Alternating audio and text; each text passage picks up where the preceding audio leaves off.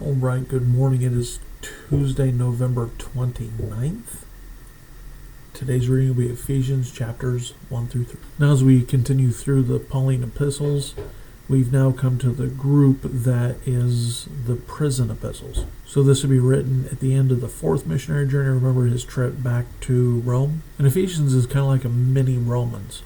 It covers doctrine for the first three chapters. And then, chapter 4, I beseech you, therefore, brethren, just like Romans chapter 12, verses 1 and 2. And then the second half, then 4, 5, and 6, is a little bit more on the practical side. So for 2 years, Paul was a prisoner under house arrest, had his own guard. He was allowed to have people in, and this is where the books of Ephesians, Philippians, Colossians, and Philemon were written from.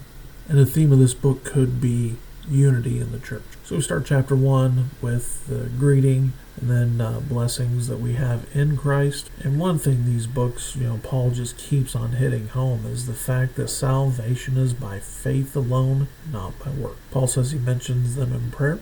And the famous Ephesians chapter 2. Now verses 8 and 9 are the ones that everybody knows. But back in verse 5 it talks about being dead in sin. And we've covered this. That salvation isn't about being good. It is about the difference between being dead and being alive.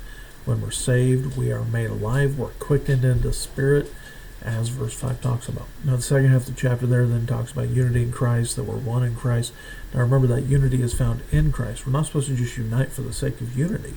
We're supposed to unite in truth. Now, the beginning of chapter 3 talks about the mystery, Gentiles, and that mystery, which will be expanded on a little bit later, that mystery is the church. The Old Testament saints didn't see it. The Old Testament prophets didn't see it.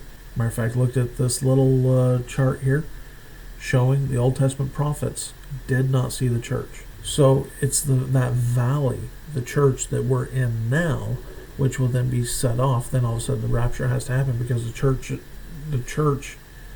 Gentile church, has no place in the tribulation. And then finishes chapter 3 with a prayer for strength. All right.